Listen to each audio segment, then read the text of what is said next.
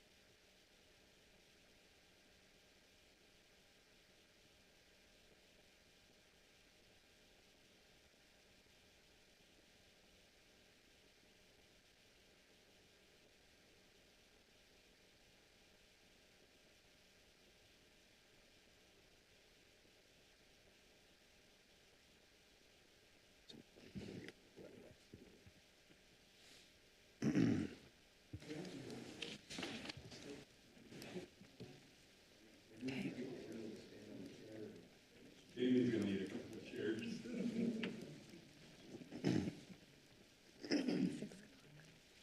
All right, I've got 6 o'clock. We'll go ahead and call the meeting to order. Planning and Zoning Commission, April 15th, 2025, tax day.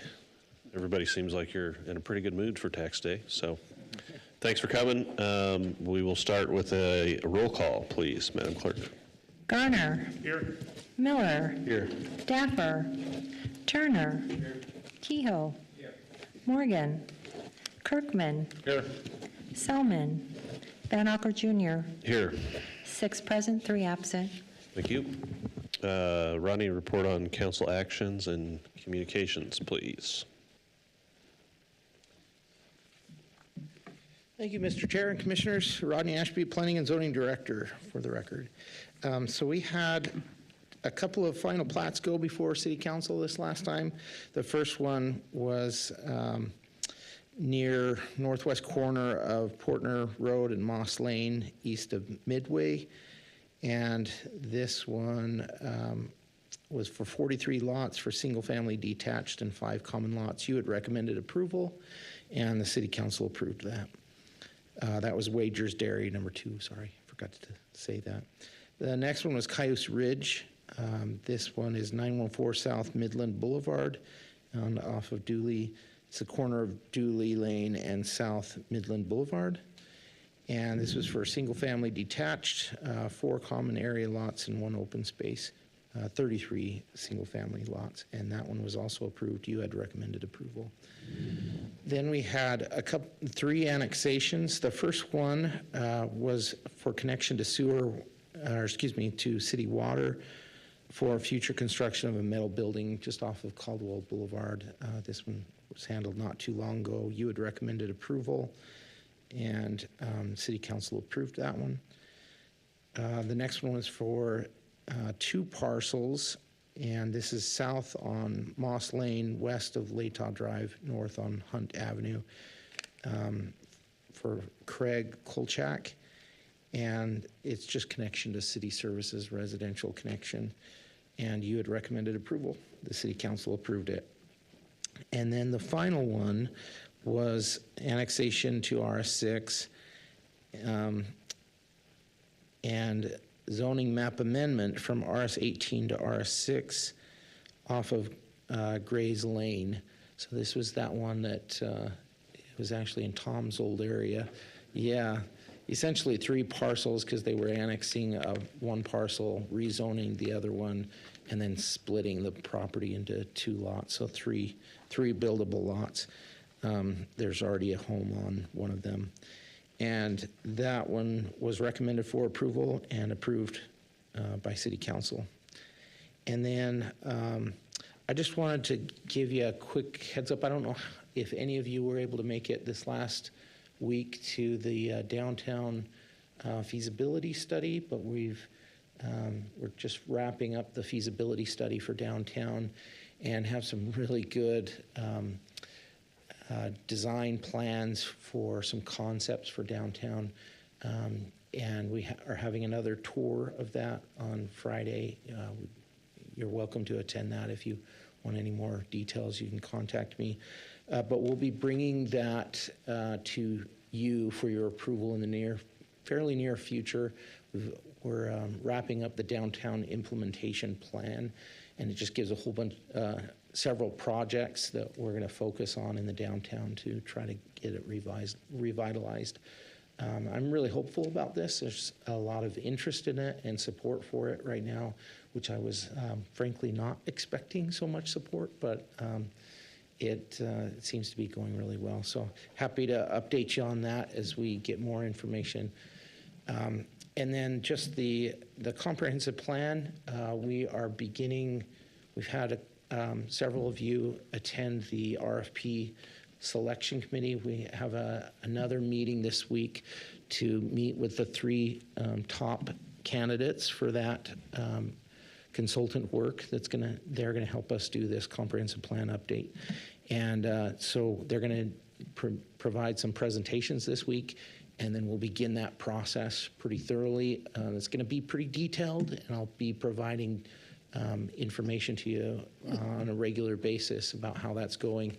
Again, just a reminder, over this next summer, we're going to be really reaching out to the public from my office, and not necessarily the consultants, but from our office, and we're going to be trying to go to where the people are already meeting. So that will be coming up this summer, and we hope to have you involved in that whole process. So, any questions for me?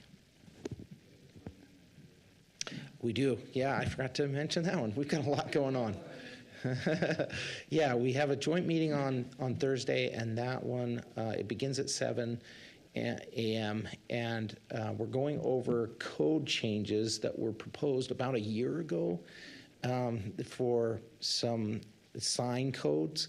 We had the person who was assigned to kind of follow that through actually left the city. That was Parker Bodley, and it just didn't get picked up after he had left. And so we're trying to wrap that up and just finalize those code changes. And then we'd like your feedback on sign code and any concerns you have with the sign code and how it's being portrayed out in the community. So if you want to start thinking about that and looking around and seeing the signs that you see around town and what is working, what is not, we'd appreciate your feedback on Thursday. Great. Thank you. All right, before we start, I'd just like to make an announcement as it's kind of moving through staff. I was born and raised in Nampa. I've lived here my whole life, and it's a little bittersweet. We are moving out of the city, our family, and I'm going to have to step down from being a commissioner and the chairman of the commission. I think I've been on the commission about 7 years and thoroughly enjoyed my time working with staff. This is, we hear it, we're in the business of development as well, and have been in front of a lot of cities, and I'm biased because I'm on the commission, but Nampa is truly the best staff to work with in town. I'll be happy to keep working on the other side as some of the applicants here are, hopefully in the future in Nampa, and just wanted to thank staff for all their support. Thank the fellow commissioners. You guys have been great. It's been fun, and sorry to bail.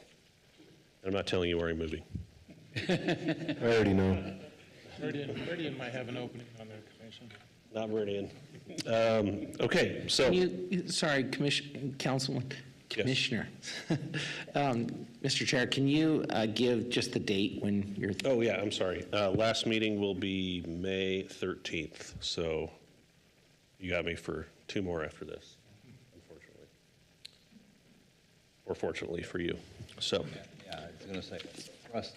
Yeah. So let's move on. Consent agenda. I would entertain a motion to adopt and approve the consent agenda this evening, unless there's discussion. But we have a motion. And a second.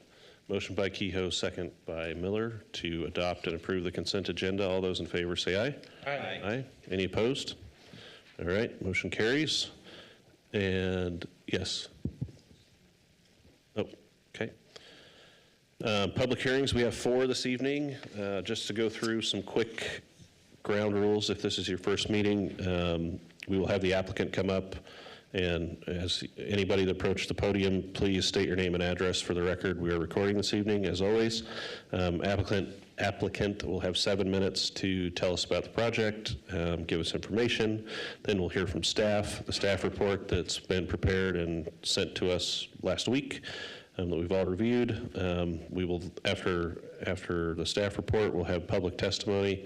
If you haven't signed up already, do so in the back. And if you skipped signing up and you'd like to speak or change your mind after, you can raise your hand and we'll call you up. But again, state your name and address for the record. You'll have 3 minutes to provide your public testimony.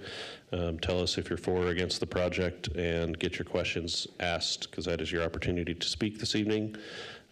After everybody has gone, we will go back to the applicant to follow up for information, answer questions, things like that, and then we will close the public hearing, deliberate amongst ourselves, and render a decision on each item. So that's the gist of the meeting. We have 4 this evening, like I said, and number 1 is a conditional use permit to build a duplex in an RS6 zoning district at 0 Smith Avenue, a 0.16 acre parcel for Yasser. I practiced this earlier. Hopefully I don't mess it up. Abdul Razek. Close? All right. For the original concept to build a duplex on the lot. If you would come up, state your name and address, and tell us what you'd like to do. Tell us about your project.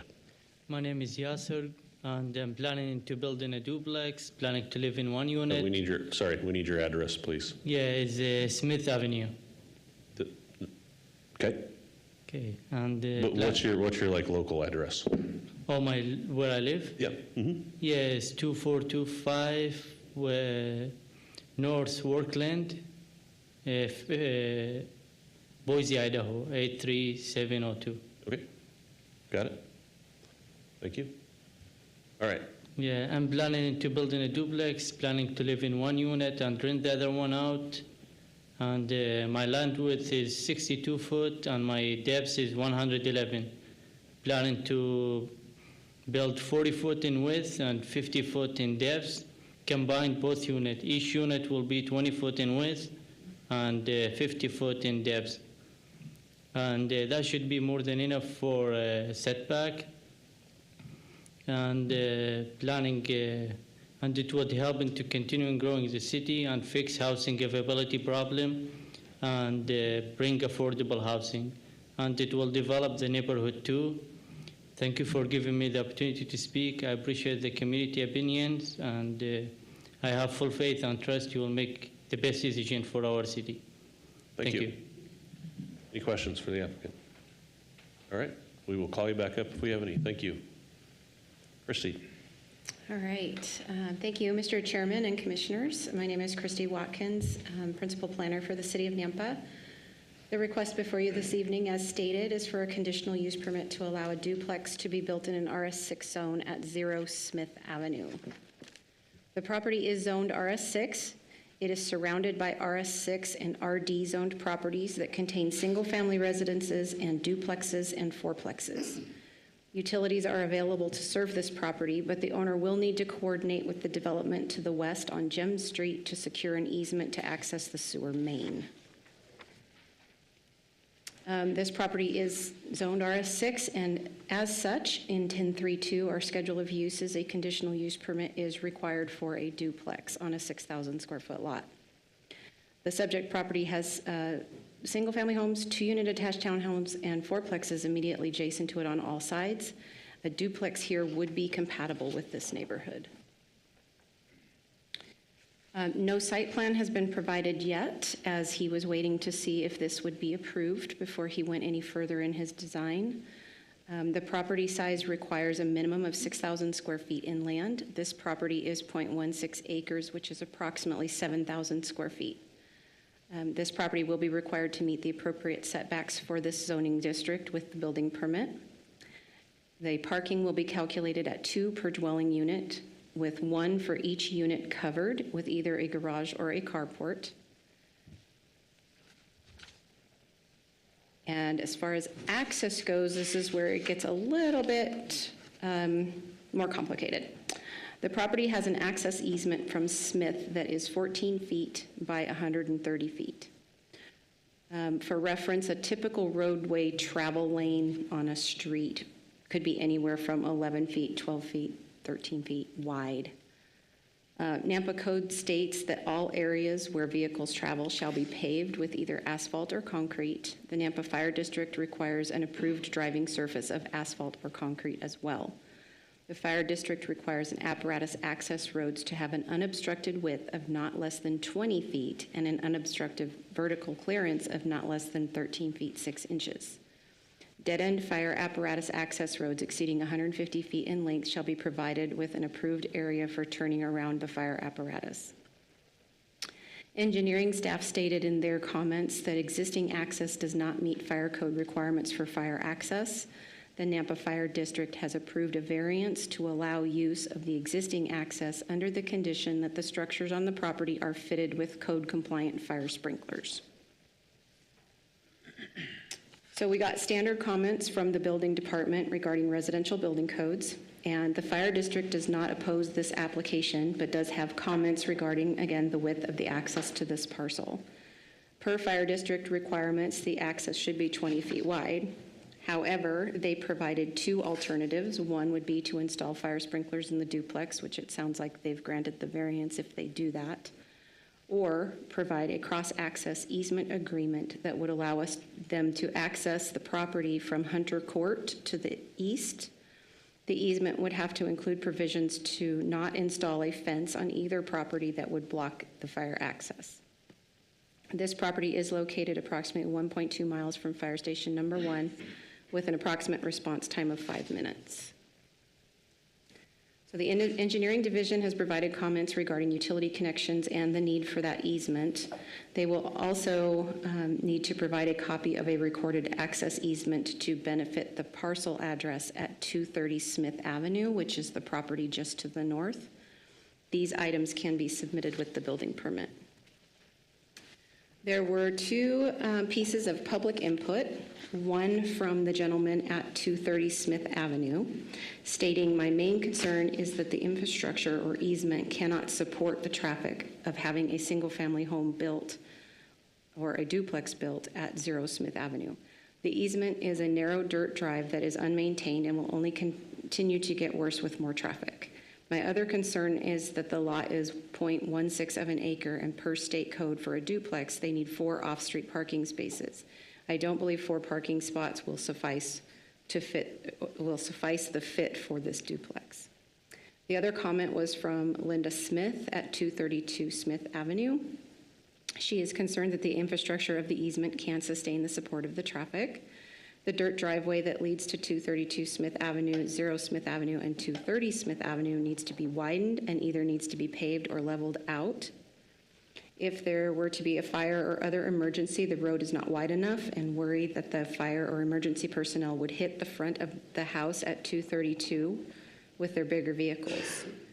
There is not adequate room for the required parking for a duplex. Residents in the apartment on Hunter's Court always park along the curb beside their parking spots in front of their apartments, therefore making it a safety issue for the residents at 232 Smith Avenue, 0 Smith Avenue, and 230 Smith Avenue. There is no fire hydrant near any of these properties on 232 Smith Avenue, 0 Smith Avenue, or 230 Smith Avenue.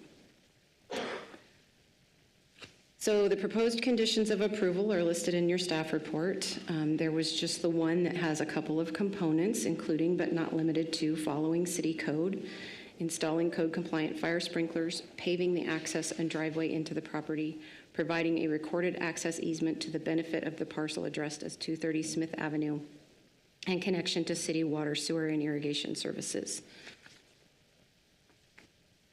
The proposed findings for a CUP, as you know, there are 5 criteria when you're determining the appropriateness of a CUP.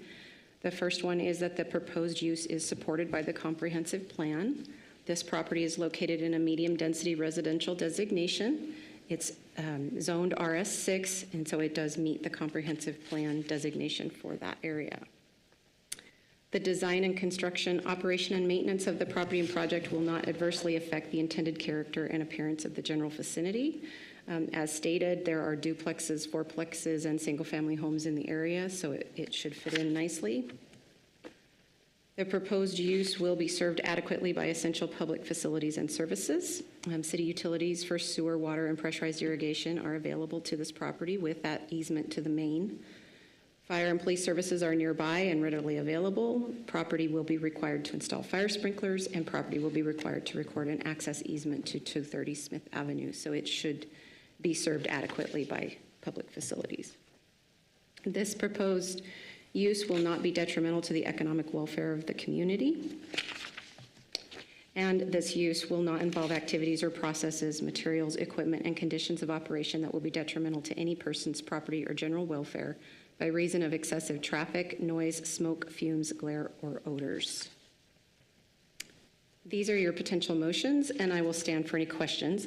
I do want to draw your eye to the blue words at the top. We have been instructed that you can just state that when you make a motion, that it's per the motion that's on the screen.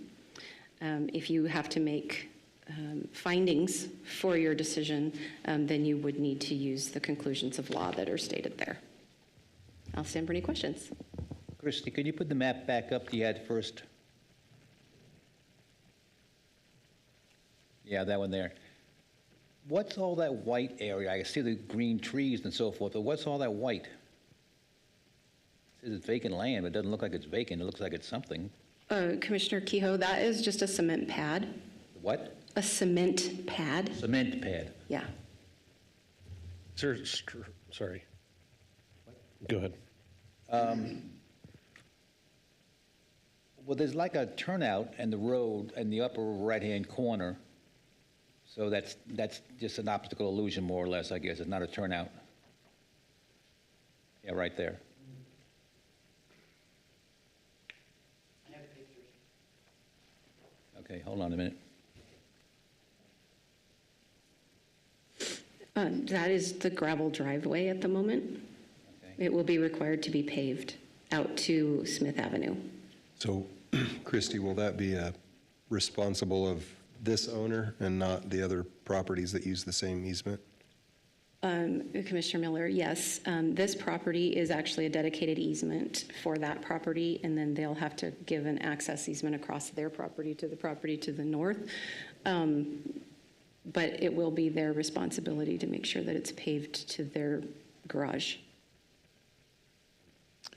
Christy, that, Mr. Chair, question for Christy. That green strip there to the right looks like it's about the same width as that path, so 14, 15 feet wide there along that road. Is there a neighborhood right there that belongs to? Is that a common property to that neighborhood? So, yes, Commissioner Kirkman, the property to the east, is a fourplex development, and that is the common driveway going up into that development. The green area, the grassy area that you see there on the west side is probably drainage from the drive aisle. But for that property? For that For a property. common property, okay. So putting an access there is not an option? 'Cause it looked like just across 15 feet of... I haven't measured those lots, but I think that area is all included in the lots that were required to be sufficient for the I see. fourplexes. So if they could work out an easement across there without bothering the drainage, then that might be something to consider, but I don't know what their drainage looks like either. Okay. And then if the sprinklers were not part of the condition, if this were to be approved, then they would have to get an easement for that grass strip for the fire trucks to pull right up there and be able to access that property. I know you don't work for the fire department. It seems like they would also have to say, put some signs up there, say no parking, this is a fire zone or whatever it might be, just so that they always have that spot clear, which could require an easement from that property too, because it looks like they're using it for parking along that. So, and that might affect their parking too, I don't know. Yeah, Commissioner Kirkman, I think you're correct. Their statement about not fencing it off to provide 24/7 access to the property would probably also include no parking. Okay. Christie, I didn't get to finish my first question, so I'll continue along, okay? I'll just pick up where I left off. On that property again, could you go back to that photo also, again? Yeah. The fire truck, the fire department mentions about the width of the fire truck and how wide the road has to be, which doesn't look like it's a problem. And then we were just talking about that. Has the fire department actually gone out there and looked at that property, or do they just look at the picture like you have there, or? Oh, Commissioner Keough, I can't answer for the fire department. I'm not sure what kind of an evaluation they did, if they looked at the site plan that Well, we... typically, do they go out and look at the property, or I don't... you don't know? I don't know that. Okay. Mr. Chair, Commissioner Kehoe, I've had conversations with the fire department specifically on the access in the past. They did not necessarily indicate that they had been out, but that they had reviewed the site and the aerial photos and what was there, Google Maps images, and the street view to see, and that's what they based their comments off of. We're fine with it then? Yeah. Also,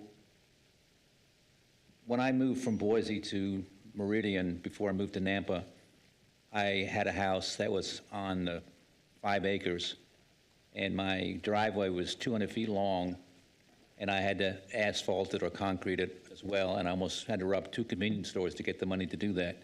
Is the applicant appraised of how much it's going to cost to do all this stuff, or is it just up to him? And Commissioner Kehoe, when he comes back up, I think you can probably have that conversation with him. And you mentioned the fire sprinklers. You did not get a variance for them. They had to install the sprinkler system. Yeah, so the fire department gave 2 options. They said either they can get the easement, the access easement from the development to the east, so that they can drive up the drive aisle and come across their little swale there, or they can install fire sprinklers. Those are their 2 options. Okay. They stated to engineering that they would grant the variance for the width of the drive aisle if it had fire sprinklers. We don't know if it's going to or not. Right. I don't have a building permit yet. Seems like we have a lot of unknowns. Mr. Okay. Chair, Commissioner Kehoe, if this is approved, that review will all happen at the time the building permit is done. And so either of those one of those things will have to be done before the fire department, who does review those, would sign off on the permit. All right. Thank you. Questions for staff? All right, we'll move on to public testimony for this item. Madam Clerk, do we have a sign-up sheet? Mr. Chair, we do. We have 2 people signed up, and our first speaker is Troy Burleson. Mr. Member, please state your name and address for the record, and you've got 3 minutes. Yep. Okay. Hello, my name's Troy Burleson. I live at 230 Smith Avenue, Nampa, Idaho, 83651. You can move that mic up too, so you don't have to bend over. Yeah, there you go. I would like to voice my concerns. I did write in my concerns, but I'd like to restate them. My main concern is the infrastructure regarding the easement cannot support the traffic of having a single-family home. This duplex at 0 Smith Avenue, the easement is a narrow dirt drive that is unmaintained and will only continue to get worse with more traffic. My other concern is that the lot is 0.16 acres, and per state code, chapter 8, code 10-8-9, for a duplex, they need 4 off-street parking spots. I do not believe 4 parking spots will suffice the fit of the duplex. Concerning, you have to have 2 covered, 2 open spaces. That lot is 6,900 square feet, right about. I just don't know how they're going to fit that all in there. And I also had some questions regarding if the applicant, Yeazer, was aware of how much it's going to cost to actually tie in to the sewer, electrical, and water.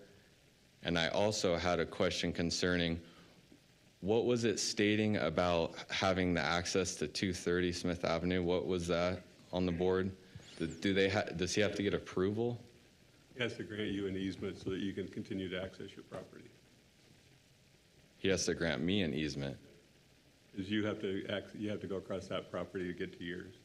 So now I don't even technically have access to my own home? I don't know what the easement is, but if he takes that over and builds on it, you've got to get past his property to get to yours, so you have to have access.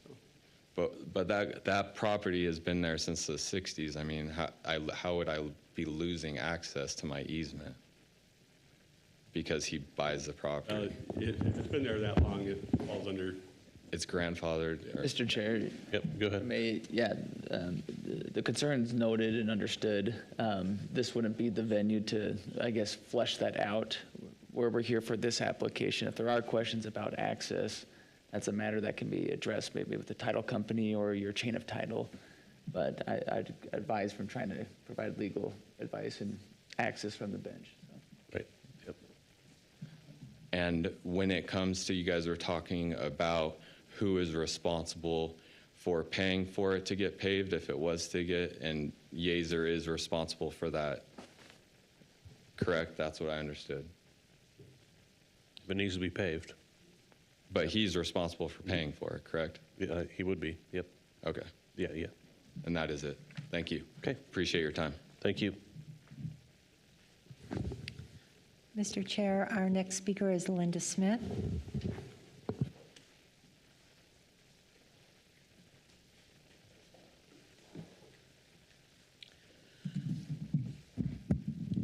My name is Linda Smith, and I live at 232 Smith Avenue, Nampa, Idaho, 83651. Before I came here, I measured from the side of my house to where the dirt and the grass meet, and it's 15 feet. So and then I went from this much of from my house, and it's 11 feet 9 inches from the driveway to where the grass and the dirt meet, going down the dirt road. I would like to show you pictures, actual pictures, because I don't feel that there's enough support in the easement. I worry about when he starts building, like the cement trucks coming through, and the building material and stuff. Are they going to hit my house? It's not wide enough. I just bought that house in 2018, and it's small, but it's mine, and I don't want it to be tore down and beat up by trucks and whatnot. Yep. We understand. Can I show the pictures? We really don't have a way to put them up. Huh? Sorry. We really don't have a way to display them, unfortunately. Oh. But Because my house is the first one as Right. you're going down that dirt driveway. Yeah, And you I'm can very see limited. It's super close. I mean, it's right on that gravel road. I'm like very limited to parking. I have my garage and a little slab of cement out in front of my garage, and that's it. My friends and family have to go down the dirt driveway because they hate backing out because there's no place to turn around. Sure. And pull into that cement pad next to the property that he's going to do the duplex on, and then turn around and go back out like normal. Okay, yep. We note your concern, understand. Take that into consideration. And the fire, I'm worried about fires and stuff. Yes. Okay. And I'm not very good at public speaking. That's okay. But thank you for your time. Thank you. Yep. Any other? Mr. Chair, we do not have anyone else signed up. Okay. Would anybody else like to speak for, against, or undecided on this application? Now's your chance. All right. With the applicant, yes, sir, would you come back up, please? A couple questions. Yes, and for the Bevel, I'm planning to, from the main street, if I get the permit, I go directly to make a driveway to the house, if that makes sense. From the main street, which? From the Hunter Court. So I don't need to use the Bevel Road. So you're not going to use the gravel road, you're going to use If I get the access? permit, I'm making access. If you get an easement. Yes, easement. Have you been in contact with the property owner next door? Which one? No, none of To the them. east? No. The owner of the parcel in between? No. Okay. But you know what I'm saying is the main road, not the bevel, planning to make a driveway straight to the house. So I will not use the bevel Okay. road. Okay. We'll ask, That should we fix can ask staff that when we're, all the access and the bevel situation. so you're going to get access through Hunter, From Hunter straight to the land. not down the gravel road and No, access to if I Smith? could get the permit, that would be better, and it should solve everybody's problem and make the road a little bit wider. Okay. So what if you don't get the permit? What if you're not able to get the easement? Then I have to follow the rules with the Paving bevel. and- Yes, All that? yes. Are you planning to fire I guess, let's have you go through your, your rebuttal or answering any questions. So the driveway was one, traffic, let's address parking too while we're here, so. Yeah, planning to make it as is 62 foot wide, the width. So that should be, and if I push my property deeper inside more, that should be more than enough for parking, especially if I make it more concrete. And one garage, one car inside, so that should be good. So you have a garage with one parking spot per unit? That's the plan, even more actually, because it's still a wide property. And I don't make it close to the bevel, I make it more deeper inside. Obviously with permits and everything. Okay. How about the fire? The fire, I will follow everything you guys say. Are you planning to sprinkler the buildings or, Yeah, because it's required, so I have to do it. okay, rather than provide a fire turnaround? I got that. Okay. Any other questions? Yeah, Mr. Chair, just, I guess, more clarification maybe from staff.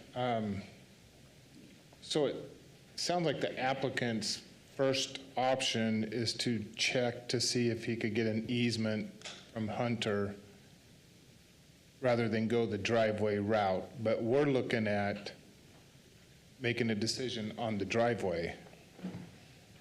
Are we a little premature now in making a decision on this? Because if we make the decision, and the decision is the driveway route, which would require sprinklers in the building, but what if he goes back, the applicant goes back and gets an easement from Hunter, then there would be no sprinklers. Do you see where I'm? Commissioner Kirkman, what you guys are deciding tonight is whether or not a duplex is allowed on this lot. That's it? That's With it. whatever conditions? With whatever Okay. conditions. And then they have to meet whatever building code and fire code would come into play depending there's still on what he is able to acquire. If he's able to acquire that easement, there will be certain fire codes that he'll have to meet. If he's not able to acquire the easement, now that's going to apply whether he builds a single-family home or a duplex. So So whatever the decision is, there's still an option for the applicant to pursue, whether it's? yes, Okay. there is. That's what I wanted to And make I sure. also wanted to state that this property is .16 acres. Our code allows a duplex on a 6,000 square foot lot. It has been proven through time that a duplex with 4 parking spaces does fit on a 6,000 square foot lot. This is a 7,000 square foot lot. Okay. The property line is actually right through the middle of that concrete pad, right? So they've got to tear all that out up to the property line, make sure they don't tear out too much, and then and rebuild. Okay. So, yeah. And Mr. Chair, I think there was a question, I guess, from Commissioner Kehoe.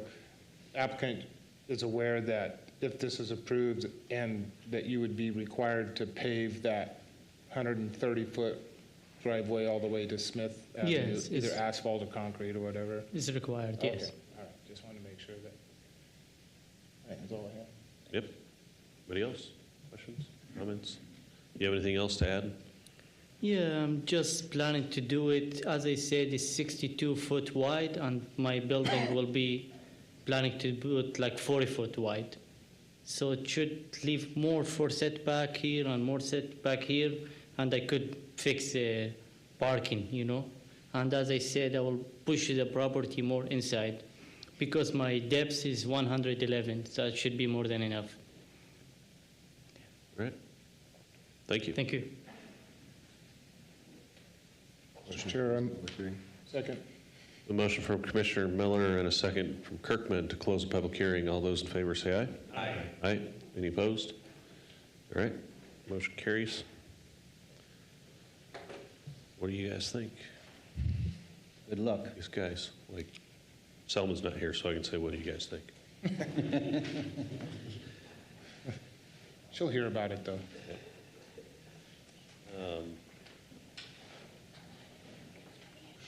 Well, I was concerned that there's a lot of expenses and things that could prop up as he's building this thing, but he seems to be well aware of everything that potentially could happen. He's willing to accept that, so I don't have any problem with it then. Before talking to him, I had quite a few problems, but he's made me feel a lot better. I'm good with it. Yeah, Mr. Chair, I think that the concerns that were brought up during public testimony are certainly valid concerns, the potential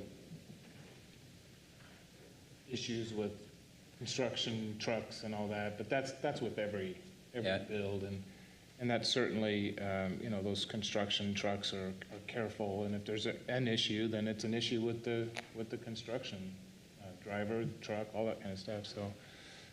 As valid as those concerns are, I think that this is a great little infill project, as tight as it might be, and as seemingly inaccessible as it might be. But yeah. After cutting my grass this afternoon, I'm bound for more smaller lots. Yeah, I think it fits all the criteria for the conditional use. I think infill is a good use of property and similar to what's around there. So I'm with you guys. I'll make a motion if there's no other comments then, and I'll use our new format motion. So I move to approve the project as stated on the screen for approval with recommended conditions and findings. That's nice. I'll second. A motion and a second. Motion by Kirkman, second by Miller to approve the project as stated on the screen. All those in favor say aye. Aye. Any opposed? All right, the motion carries.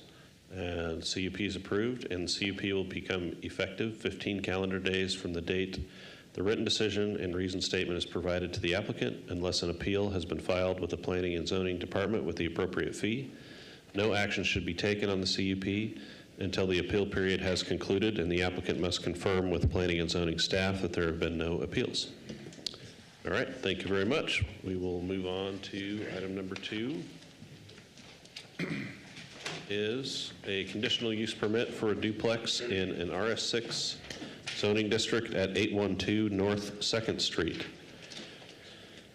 A .16 acre parcel for Ilton Rayatema for the development of a new 2-story duplex with garage space. Is the applicant here this evening? Come on up. 0.16 acre, boy, this is a... That's the number tonight. State your name and address for the record. Sorry if I butchered the name. Thank you, Chairman and Commissioners. Yeah, my name is a little typo here. It's actually Colton Rima. Come on, staff. That's okay. I don't know what happened there. Is your handwriting bad? It might be, actually. Might not be their fault. Yeah, so... on the screen. It is. My address is 23246 Boehner Road, Wilder, Idaho. Yeah, my brother and I are looking to develop a 2-story duplex on this property in Nampa. We do have a design. It has been designed. Both of the units are roughly 1,400 square feet. The two garages in the middle is where the party wall meets, so both units will meet at the garage. So it'll have a little more feel like a single-family home on each side, but it's still a duplex. And then there'll be some parking spaces out front. The front of the duplex is actually facing the alley there. And then there's the street, obviously, in the side view. So we added on a wraparound porch to kind of improve that street view look from Second Street, just to kind of improve the look, make it look a little better. And yeah, we would appreciate it if you guys would consider it and approve us for a conditional use permit. Okay. Thank you. Any questions for the applicant? So the garages can be one car or two car for each unit? They're one-car garages, but they're fairly deep. They're about 30 feet deep. You could potentially throw two cars in there, but I'd probably just do one, and maybe you could do some storage in the back. Right. All right, thank you. We'll hear from staff. Thank you, Mr. Chairman and Commissioners. Tonight we have a conditional use permit for a duplex in an RS6 single-family residential zoning district. So for the property details, the current zoning of the property is RS6 to the north. There is RS6 to the south as well, east and west. However, there are spot zones of RD as well as some legal non-conforming fourplexes and duplexes spread around the RS6 within the area. And currently there are utilities. Here is a step back at the site map for the current zoning on the right and the comprehensive map on the left. Currently, this falls under the residential mixed-use zoning, which a RS6 conditional use duplex would fall under. Here are the applicable regulations for a conditional use permit. For correspondence, we didn't receive any comments from public. All other agencies responded no comment, and we got some general comments from the engineering department. No site plan was provided. However, the property size is around 7,000 square feet. A duplex requires a minimum of 6,000 square feet. The applicant will be required to meet the setbacks and parking if this application is approved. Staff finds this to be compatible with the surrounding area due to the duplexes and fourplexes and other non-conforming multifamily homes that are within the area. Here are the proposed conditions of approval. And here are the proposed findings. First is that the proposed use is supported by the Nampa Comprehensive Plan. Staff has found this to be met. The use of an underutilized lot within the RS6 designation. 2, that the design, construction, operation, and maintenance of the property and project will not adversely impact the intended character and appearance of the general vicinity. Staff found this to be met. That the proposed use will be served adequately by essential public facilities and services. Currently, there are services available to the property. Staff found this to be met. Or that the proposed use will not be detrimental to the economic welfare of the community, and that the proposed use will not involve any activities or processes, material, equipment, and conditions of operation that would be detrimental to any person's property or general welfare by reason of excess traffic, noise, smoke, fumes, glares, and odors. Staff found both of these to be met. Here are your potential motions, and I will stand for any questions. Thank you. Any questions for staff? Okay. Yes, sir, I see you're still here. You can stay. It's a public meeting. If you don't have to, though. Okay. Okay, good. Just want to make sure you're not hanging out waiting for something, and then we are done, and you're like, why did I sit here for another hour? Okay, we'll move on to public testimony if nobody has questions. Sure. All right. Madam Clerk, do we have a sign-up sheet? Mr. Chair, we do not have any advance signups. Okay, is there anybody here this evening that would like to speak for, against, or undecided on this application? Now's your chance. Colton, do you have anything else to add? You're good? No, not really. Okay. All right, I would entertain a motion to close the public hearing. Second. A motion by Commissioner Kehoe and a second by Miller. Close the public hearing. All those in favor say aye. Aye. Aye. Any opposed? Motion carries. Public hearing is closed.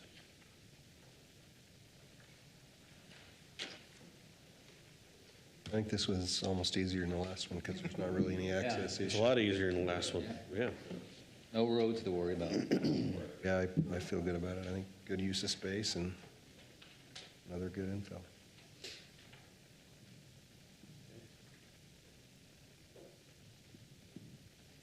There's no more discussion. I'll move to approve the project as stated on the screen for approval with all the recommended conditions and proposed findings. Second? Motion by Commissioner Garner, second by Kirkman to approve the CUP. All those in favor say aye. Aye. Any opposed? Motion carries. CUP is approved, and the CUP will become effective 15 calendar days from the date the written decision and reason statement is provided to the applicant, unless an appeal has been filed with the Planning and Zoning Department with the appropriate fee.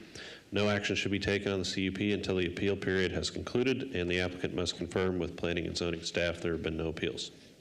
Thank you for coming. Have a good evening, or hang out. And we'll move on to number 3 is a subdivision preliminary plat approval and planned unit development for Sugar Creek Townhomes in an RD zoning district, a total of 7.68 acres, addressed as 2205 3rd Street North, 0 Sugar Street, 0 Victory Road, for John Dixon, Schlichter Jurgen Architecture, representing Kyle Sales, Bunker Development, for development of single-family attached units, townhouses including 72 building lots and 5 common lots. Is the applicant here? Hello? I am, yes. State your name and address for the record and tell us what you'd like to do. Hello, I'm John Dixon with Schlichter Jurgen Architecture. Our address is 415 South 13th Street, Boise, Idaho 83702. I'm here to present the preliminary plat and PUD presentation for this development. As stated, it is on a 7.68 acre lot, actually over 3 parcels that will be combined. The development is comprised of 18 fourplex buildings equaling 72 total units. The development includes associated site improvements such as storm retention ponds, service drive to access the fourplexes, as well as public space and amenities for the residents, including dog parks, playgrounds, open space. The project will be developed in 3 phases. First phase starting with earthwork and concrete, moving on to developing the development in 2 phases beyond that, the front half of the development and then later the back half. We are pursuing a PUD specifically to increase the density, the allowed density of this development. We are at a proposed rate of 9.3 dwelling units per acre. The allowed density in the RD zone is 8. So we are pursuing this PUD as the site characteristics, specifically for the way along Indian Creek, limits our development opportunity in that area, but allows us opportunity to satisfy the PUD's open area requirements. So we felt that it was an appropriate course of action to pursue this. We have reviewed the staff report and are aware of the deficiencies noted by the city's engineering department, specifically the right-of-way conflicts along 3rd Street North. We have reviewed that preliminarily, and we are confident that we can work with the city engineering and redesign this area to accommodate that 40-foot right-of-way and associated landscape buffer. There's also a comment that we would like to request further elaboration on and work with the city engineering department to address the frontage improvement fees along that portion as well. The other comment we'd like to address before I defer to staff is the parking count adjustment. We have ample parking. We have just balanced it incorrectly and are deficient in standard parking stalls. We will take a few of our ADA access stalls, which we have a surplus of, and dedicate them to standard parking stalls to satisfy that requirement. That is all. Thank you. Any questions for the applicant?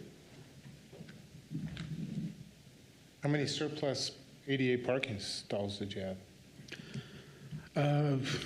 More than 2, which I believe is what we need to balance back towards it. We are showing 11, and I believe we need to be in the neighborhood of 5 to 8. Oh, okay. Mhm. Thank you. Yep. Thank you. We'll call you back up if we have questions. Appreciate it. Christy. Thank you, Mr. Chairman and Commissioners. Again, Christy Watkins, Principal Planner for the City of Nampa. The request before you this evening is for approval of a planned unit development and preliminary plat for the Sugar Creek Townhome subdivision on the southwest corner of Sugar Street and 3rd Street North.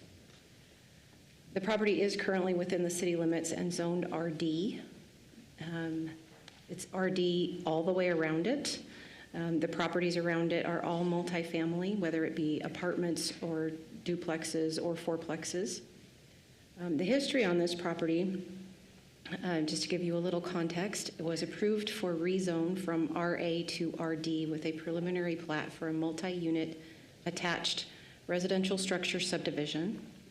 The preliminary plat approvals are effective for 18 months from the date of the final approval, and it has since expired. That's why they're back here in front of you again. The plat was previously proposed, reviewed, and approved under a previous city code. The development was for 85 dwelling units with a density of 11.15 dwelling units per acre. The code has since changed, and it no longer allows this density. So they are asking for the PUD to increase it to the 20% that is allowed by code, which is the 9.375 dwelling units per acre that they're asking for tonight. In November of 2024, they were approved for design review through the Design Review Committee, so that has already been taken care of. A full traffic impact study is not warranted for this project due to the number of units being proposed. TO Engineers has performed a limited analysis. The analysis concluded that there were no traffic deficiencies at the studied intersections and that turn lanes were not warranted for site access. They recommended the development be allowed to continue with planned access. Engineering has reviewed the TIS and performed in 2021, and it is still valid. This project will be subject to standard traffic impact fees as mitigation for its contribution to regional traffic. It will be required to dedicate 40 feet of public right-of-way along 3rd Street North. And then it will be required to do some frontage improvements. However, on 3rd Street North, the developer shall provide contractor estimates for the cost of full frontage improvements, including but not limited to sidewalk, curb, gutter, grading, retaining walls, etc. Development side of 3rd Street North shall be similar in design and road lane widths as the existing opposite side of the road. Estimates shall be broken out into line items for our review. Upon acceptance of this estimate, the city will prepare a letter requesting a fee in lieu of improvements by the developer. The fee in lieu amount will include a 10% contingency, and they will be required at the time of construction to meet city code. So the building department has provided comment based on their residential codes. The GIS division has requested that they add the previously approved street name to the plat. Engineering listed all of their utility, frontage improvement requirements, traffic impact requirements, and conditions of approval. And CenturyLink stated that there may be potential conflicts that exist on Sugar Street if the developer determines that the facilities need to be relocated. They will need to contact Lumen and CenturyLink for relocation. The fire department does not oppose this. They have comments about the water supply and fire access in this location. It is located 1.3 miles from Fire Station Number 1 with an approximate response time of 5 minutes. It will add approximately 204 residents to the 72 lots they are proposing with an increased personnel demand of 0.07 firefighter positions. This project is proposing a planned unit development. They are 4-unit townhouses, and they are allowed in the RD zone as townhouses. The area includes some single-family development, but it's mostly multifamily on the surrounding properties. The required density range is 2.5 to 8 dwelling units per acre. With a PUD, the applicant may request an increase in density of 20%, which brings them to 9.6 dwelling units per acre. They are proposing 9.375 dwelling units per acre.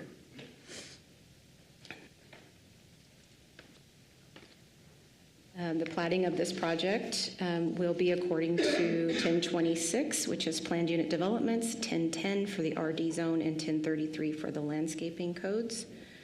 With a PUD, the applicant may request a 20% reduction in lot sizes to be able to achieve an increased density. With this reduction, the smallest lot size could potentially be 9,600 square feet. However, they have not chosen to exercise that. The proposed lot sizes range from 10,657 square feet to 15,685 square feet, which does meet code for a 4-unit townhouse structure. Lot widths and depths do meet the requirements by code. So for Safe Routes to School, just to give you guys an idea of kind of what the context is here, Park Ridge Elementary is 1.1 miles away. Endeavor Elementary is half a mile away. It's just down the street. It is within walking distance. East Valley Middle School is 3.2 miles away. Columbia High School is 2.2 miles away. The qualified open space requirement is 15% with 2 elements proposed. They are proposing, 18%. On 60,654 square feet, and they are providing a large play area, a walking path, a recreational field, and a dog park. And as far as the parking is concerned, they have 72 units. Our code says that they have to have 2.5 spaces per dwelling unit. The half space is for guest parking. That equals 180 spaces. They have provided 177 regular spaces and 11 ADA spaces. So if they shift some of their ADA spaces to their regular spaces, they should meet code just fine. These are the recommended conditions of approval as shown in your staff report. These are your potential motions, and I will stand for any questions. Any questions for Christy? All right, we'll move on to public testimony for this item. Madam Clerk, do we have a sign-up sheet? Mr. Chair, we do not have anyone that did an advance sign-up. All right, is there anybody here that would like to speak for, against, or undecided on this application? Yes, I'm Chad Slister, Slister Yugen Architecture, 415 South 13th Street, Boise, Idaho, 83702. Actually, Kyle Sales, our client, was not able to attend based on another hearing across the valley, so he did send us a couple items. John mentioned one, and it all revolves around the fee assessment and all that. Kyle's understands the need. He's wanting us just to be able to work with engineering on when and how that's specifically paid, as far as, a little bit of a deferral here or there based on timing of things, trying to get the horizontal work done. Understand it's tied to the plat, so there's a sequence of timing there, but Kyle would like some consideration on allowing us to work with engineering just to see if we can come up with some ways that everybody's comfortable in paying that. I don't think getting rid of it is the discussion, it's just how it gets paid and when. So that's it. Thank you. Thank you. Sorry. There was one last item. He was, like any utility cost, if there's some funds that are not used, he'd like to get those back, because if we're adding a 10% contingency to whatever the cost is, if there was anything left over, he would like to be considered to have those returned to him, just like you would with Veolia or any utility company. Thanks. Okay.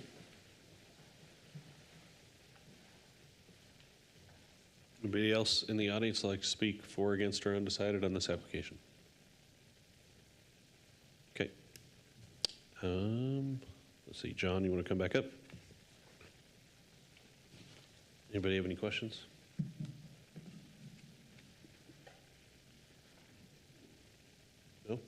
Good. You got anything else to add or?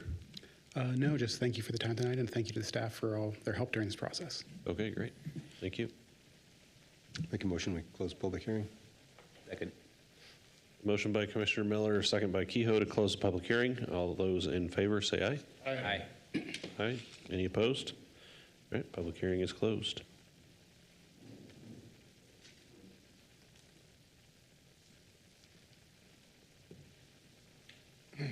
Mr. Chair, those concerns that were brought up at the last public testimony here, those details would be worked out with staff. That's not something that we here on this board would consider or be able to do anything about. So all the fees and everything that was brought up, you'd have to work with staff. In engineering. And we can't predict what they're going to do. We've tried, but it doesn't work. Mr. Chair, we would certainly work with them to come to a reasonable solution with them. You caught him on a good day. But that's why, it goes back to what Chair Van Acker was saying at the beginning. That's why our staff, that's why Nampa's a great city to work with, is because of our staff, so I have no doubt. You looking for a raise? Nope. I know I'm not getting one, so. No, I think it's a good project. It's a tough site, and it'll be good to have something there with a little different type of product. So I like it. Well, certainly is going to fit with the surroundings in that area, too. Yeah. And then people are asking for affordable housing. I mean, this is about as low as we can get it, and have a decent place to live. Little lawn, maybe you should look into it. Yeah, yeah.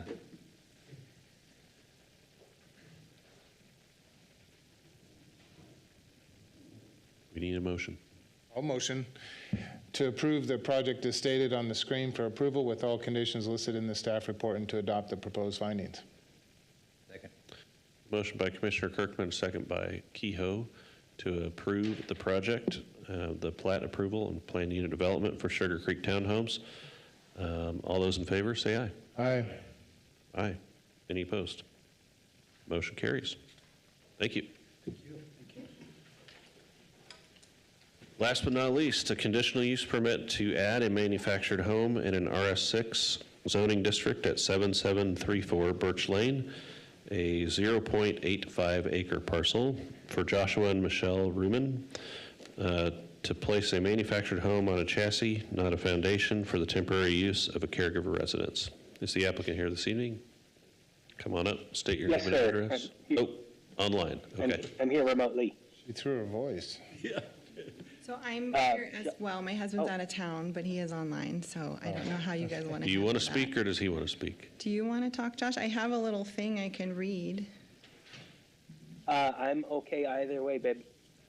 Okay, I'll read my thing I prepared. Pull that mic down And just a little bit. I'll read my statement. And if we could get your name and his name, just in case he adds something, we have you both on Sure. record. I am Michelle Ruman, and I live at 7734 Birch Lane, Nampa, Idaho, 83687. And he is Joshua Ruman at the same address. Okay. So we would like permission via a conditional use permit to put up a manufactured home, not on foundation, for my mom, who is deteriorating with terminal illness and will require significant support and care as time goes on. My mom is 73. She's been widowed for 19 years and has not had a place of her own in that time. So I'm hoping to finally give her a home she can call her own and provide the caregiving that she will need.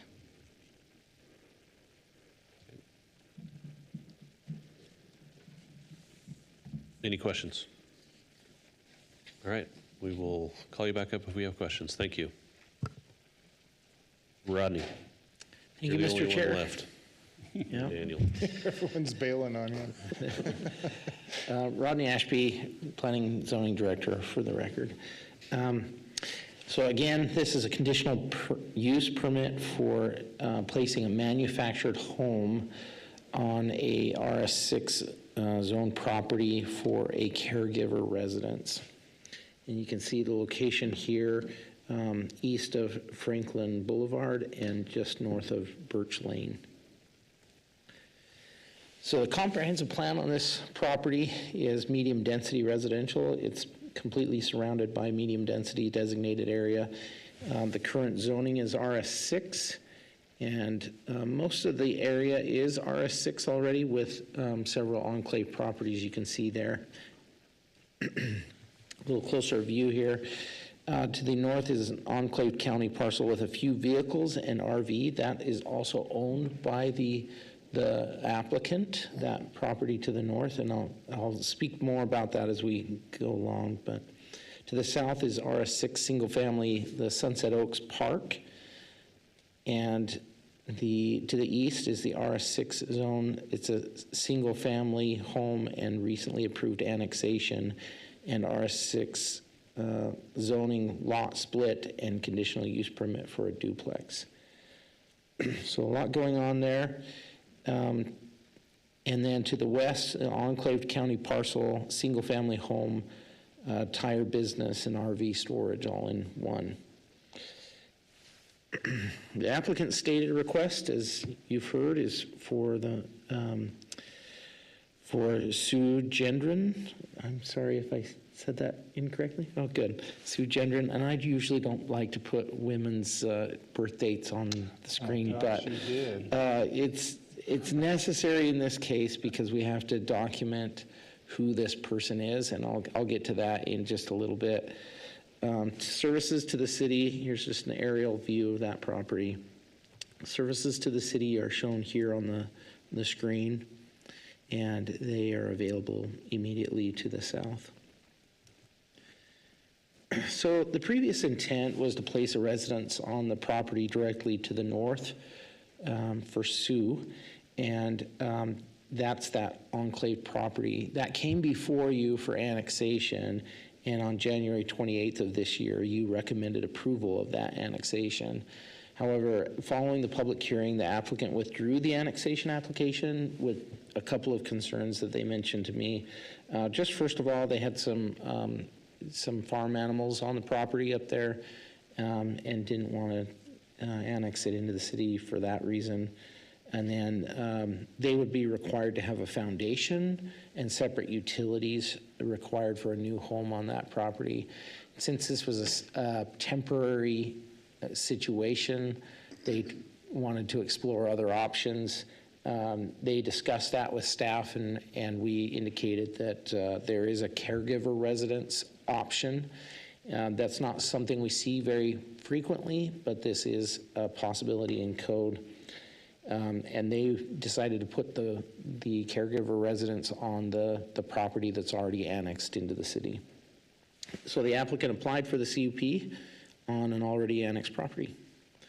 So let's just go over the caregiver residence code real quickly, since we don't get this very often. Temporary residences used as pre-move-on homes shall be allowed, but this is not that, so I'll jump to the next one.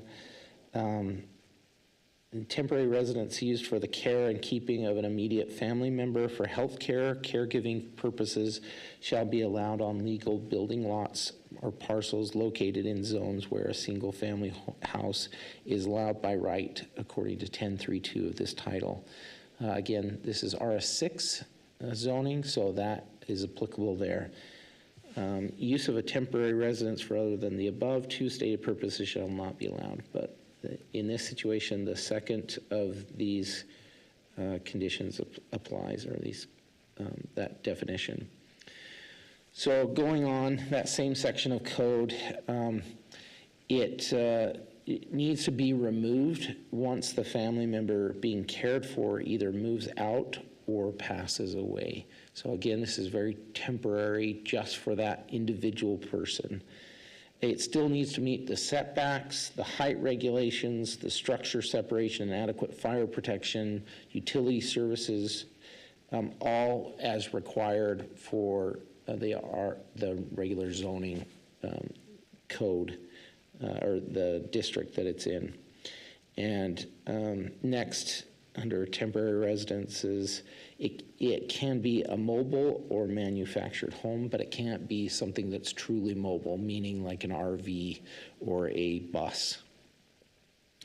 It requires a conditional use permit, It shall not have separate address from the primary structure. And it needs to be recorded by the city on a document denoting the requirement that it is for caregiving. The caregiving unit will be removed once the person has passed away or moved. It's a sensitive topic. I hate talking about it like that, but here are the standards that apply to the RS6 zone, and all of these standards would be looked at when they place the building with a permit. So here's the criteria for conditional use permits. You've seen this tonight. You've seen it multiple times. These are the criteria you have to use to approve. So correspondence. We got a few emails from agencies, none from the general public. The first one was for the Nampa Building Department. They're going to require the site plan, electrical plan, plumbing plan. They're going to require tie-down placement and details per manufacturer specifications. And all of this needs to be indicated on their residential mobile home building permit checklist. So they have a form that they need to fill out and permits to secure the mobile home on the property. The second one there is from engineering, and the fees are required prior to receiving any building permits for connections. And then the applicant or owner shall comply with all city codes, policies, and standards. And then we got quite a lengthy correspondence from the Canyon County Development Services Department, and they recommended the request be tabled or denied until the division that created the subject parcel meets city land division requirements. And they indicated that it needs to be annexed into the city. So as I mentioned before, that parcel to the north was owned by the property owner, the applicant, and it's still in the county. So some property history here. They indicated that the original parcel appears to have been approximately 1.52 acres, and then it was split several times, or at least 2 times, and one of those times not in accordance with county or city code, they stated. But that was back in 1987, and the county argues that the subject property was not legally split in 1987 and asks that the city not approve the requested conditional use permit until the parcel to the north is annexed into the city.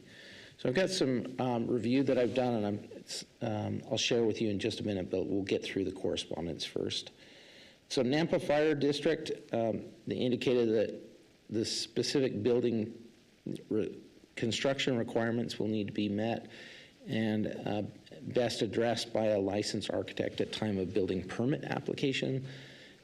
So essentially their concerns or what they'll look at will be handled at the time of building permit. And then they just indicated that a fire station is within close proximity. It's really close. They'll be there within 1 minute. Hold them to that. Okay, so staff analysis. I've met with our city attorney, and we've discussed this request from Canyon County about the requirement to annex the property to the north. And the city attorney was consulted and found that the nexus requirement, there's a link requirement, and that's found in a couple of different cases that went to the Supreme Court in these really famous couple of cases for planning and zoning issues. And we call it the Nolan-Dolan test, right? It has to have this connection back to the application. And those 2 cases essentially outlined the criteria for requiring that nexus. And we just did not find that, even though this was maybe split back in 28 years ago, split inappropriately, the tax assessor has considered this a separate parcel. That's The state tax commission has indicated it's a separate parcel. It's acted as its own separate parcel for so long. And so we just didn't feel like there's really that nexus. It's not, it doesn't have the connection that's necessary.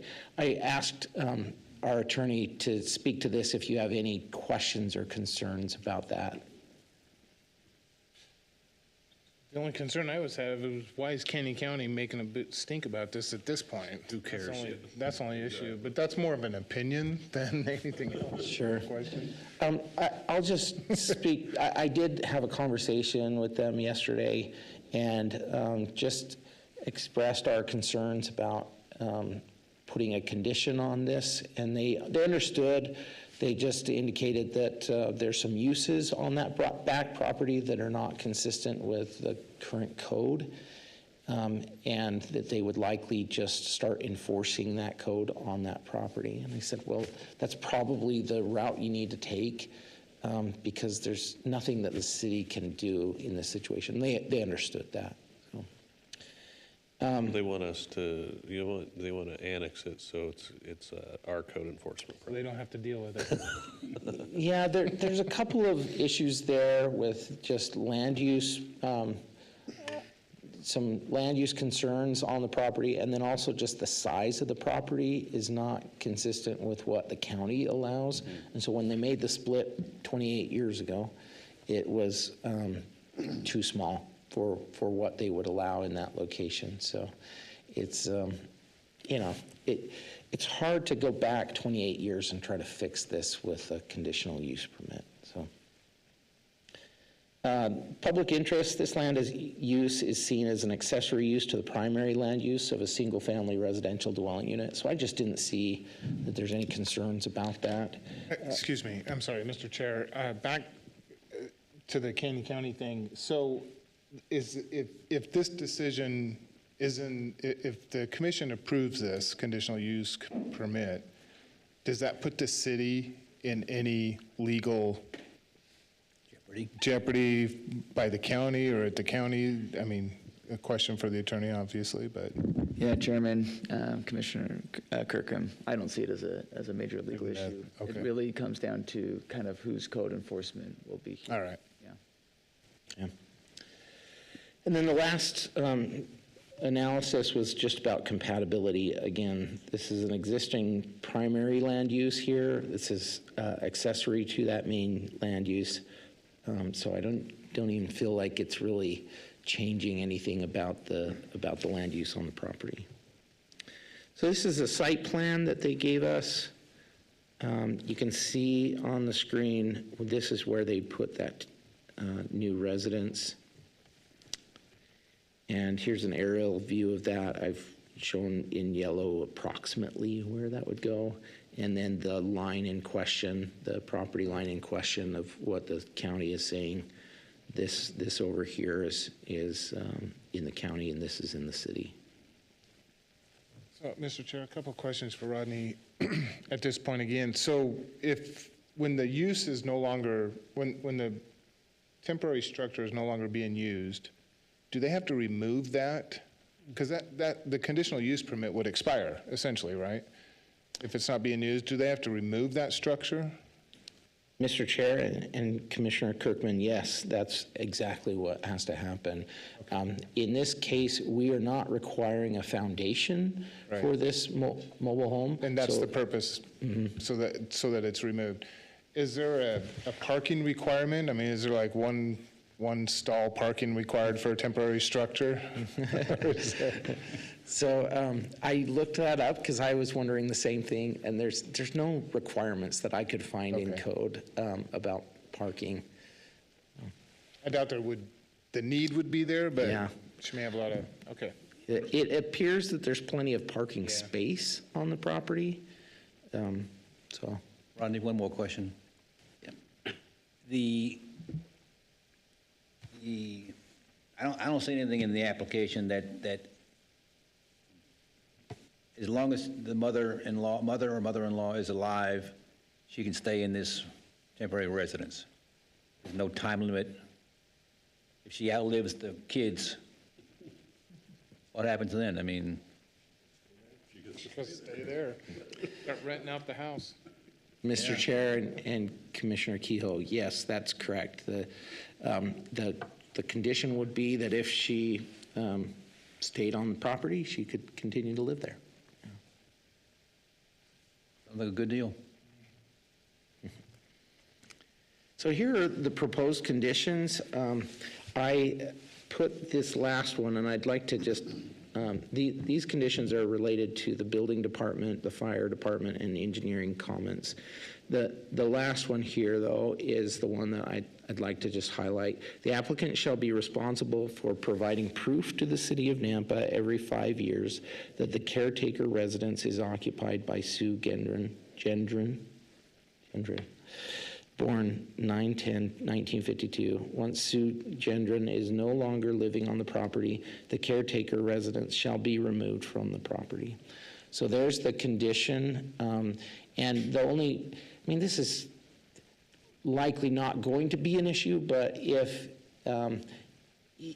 we were finding that there was rental going on here, that this property was being rented out to that other property, we could immediately ask for proof of that person living there.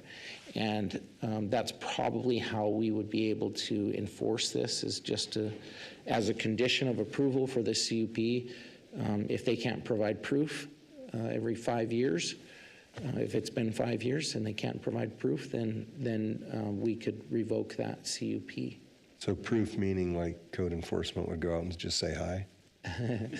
Or So that's a little bit nebulous. I think for the most part what we've done in other cases like this is we've just asked for some kind of mailing, the post office, proof of mail going to that location, or driver's license or something to show some kind of government related documentation that that's where that person lives. Interesting. So proposed findings, you have all of the facts in your packet, so I'm not going to go over those, but I'll just read the conclusion. The proposed caretaker residence meets the goals and strategies outlined in the comprehensive plan because it meets the principles outlined for providing the community with a variety of housing types, and it is located within a designation on the future land use map and a zone that are defined as residential. The proposed duplex will not adversely impact the intended character and appearance of the general vicinity through design, construction, operation, and maintenance, because it will be the same use as the abutting properties, and the construction will be consistent with the surrounding residences. The proposed caretaker residence in a manufactured home is a use that, with connections required through the building permit process, will be served adequately by essential public facilities and services, including sewer, water, pressurized irrigation, police, and fire district services. The proposed caretaker residence in a manufactured home will not be detrimental to the economic welfare of the community, because the primary use of the property will remain the same and will be consistent with the existing neighborhood. And finally, the proposed caretaker residence in a manufactured home will not involve activities or processes, materials, equipment, and conditions of operation that will be detrimental to any person's property or general welfare by reason of excessive traffic, noise, smoke, fumes, glare, or odors, and will not generate any environmental changes in the area. And with that, here are a couple of motions for your consideration. And again, I didn't coordinate the color with Christy. Mine's just in bold. Questions for Rodney? All right, thank you. Madam Clerk, do we have any public testimony, any sign-ups for this item? Mr. Chair, we do not have any advance signups. All right, thank you. Is there anybody here that would like to speak for, against, or undecided on the application? Right. And anything else to add from the applicant? I think we're good. All right. Make a motion to close the public hearing. Second. A motion by Commissioner, was that Garner or? Gardner. Garden. That's what I said the first time. Garden. Garden. Second by Kehoe.